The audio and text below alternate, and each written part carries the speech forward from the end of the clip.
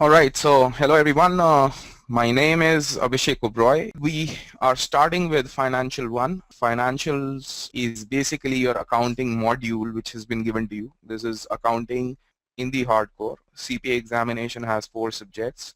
One is financial, the other is regulation. Regulation primarily means your taxation and law, basically your mercantile or business law. Then we come on to audit. Audit is another subset of your accounting module only, and you cannot be a qualified accountant unless you have the abilities and capabilities of auditing standards. And last of the devil in the CPA examination is called BEC, Business Environment and Concept. It's why I'm calling it as a devil is because of the fact that it seems like a easy paper with multiple topics, but very frankly, that one particular subject is a combination of 5 different subjects, including economics and information technologies. Okay, we are going to start off with financials. Financials, like I said, is accounting. It has around 10 chapters. To start with, Financial 1 talks about the background of financials, background of accounting, what accounting is all about, where it all started, gives you a little bit of history. You would say, why do I need to know about history? It is important because unless you know who's the governing bodies, who are the governing bodies, who elected the accounting standards, you don't actually know whom to go to in case there are any conflicts in future. Probably you get into practice later on, or you're into a world of corporate accounting as well. You will be in a fix where you're working as a consultant, you're working as an advisor, and you are supposed to be handling a situation which is tricky enough for you to not able to crack it through the sections which are given. So unless you know where the entire accounting fraternity come from, you would not be in a position to actually answer to a lot of questions. So that's where the book starts with Financial 1. It starts with accounting standards, conceptual framework, and then it will move on to income statement. Now, as we all know, in financials we have income statement, which is also called profit and loss statement, and balance sheet. So your financial subject is divided. Financial 1 is going to talk about your standards, conceptual frameworks, income statement. Financial 2 will also talk about your revenue recognition. Again, it's primarily going to be on P&L only, understanding P&L better, understanding where and when, what kind of correction adjustments are required to be booked with regards to P&L. Financial 3 will start off with investments, keeping into consideration various method of investment accounting, consolidations, and other portfolios. Financial 4 is going to focus on other assets. Since we moved to balance sheet, Financial 1 and 2 are going to talk about P&L. Financial 3, 4 are going to talk about assets. Financial 5 is going to talk about liabilities. Financial 6 is going to talk about other part of liabilities like pension and income taxation, which are critical critical liabilities and should be given extra weightage during your papers because these are tricky subjects to the point. And finally, Financial 7 talks about equity and your cash flow statements. Financial 8, 9, 10 are more to do with governmental accounting and how we handle governmental accounting. Last but not the least, there is another chapter which talks about IFRS and move with IFRS to that point. Okay, moving on to this topic, Financial 1. I hope you guys can see my screen as well. In case there is anything, you can drop me a chat note.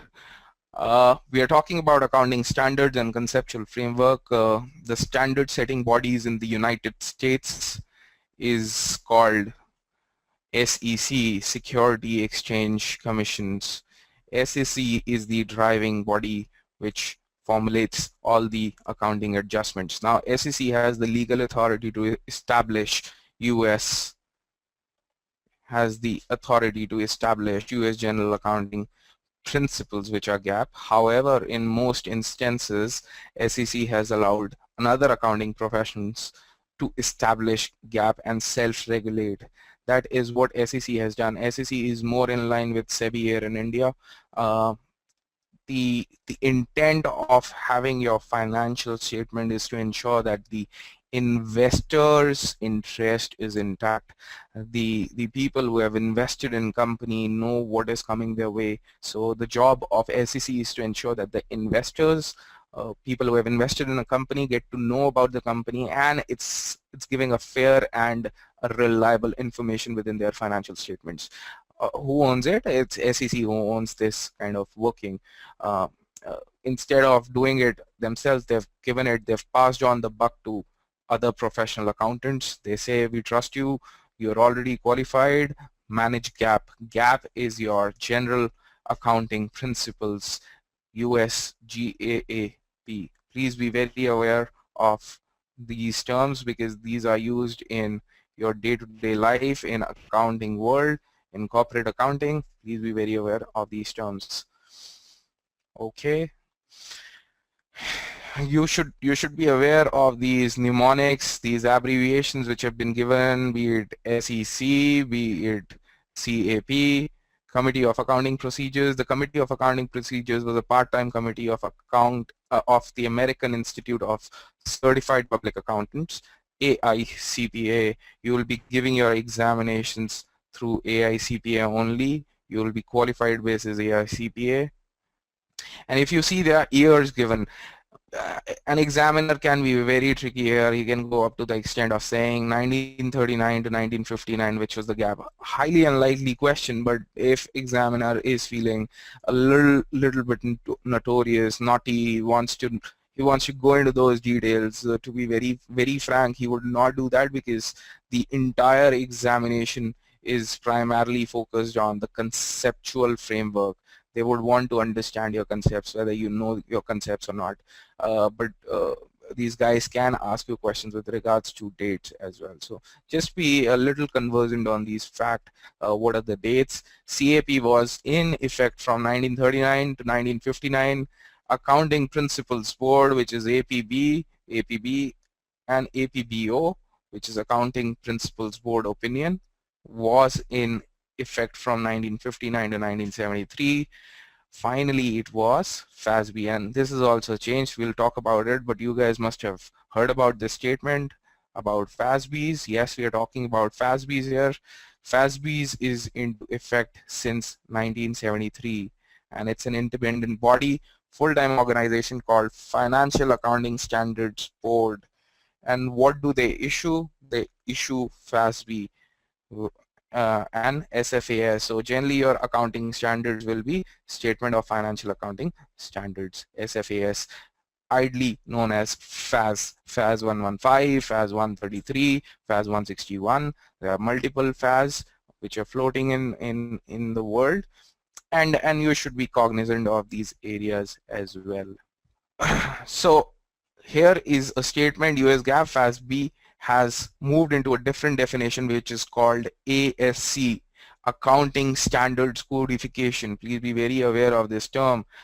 Now most of the FASBs, FAS 115 has been converted into ASCs. The vast number of standards issued by the Committee on Accounting Procedures, the APBs, the FASBs, as well as additional guidance is provided by SEC and the AICPA, have been moved into a different body called ASC effective July 1, 2009.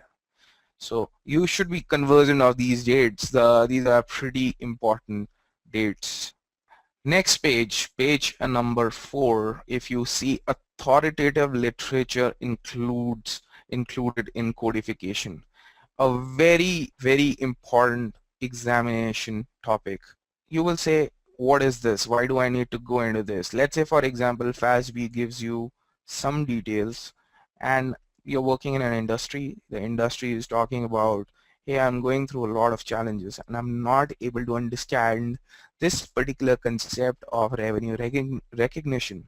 FASB says I should recognize revenue. Let's say for example softwares. FASB says I want to recognize revenue basis on a software basis what I sell, but a software has a life of 5 years.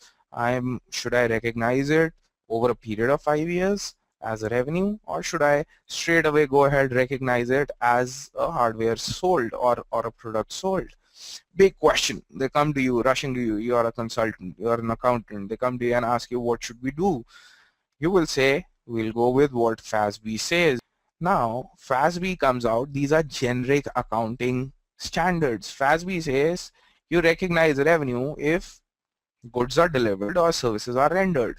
Man, this is not clear. What do we do? The next step, there is a hierarchy which is being followed.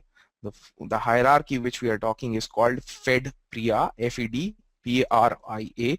FED stands for Financial Accounting Standard Boards.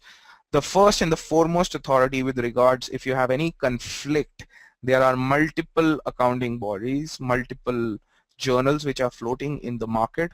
Whom do you rely on most?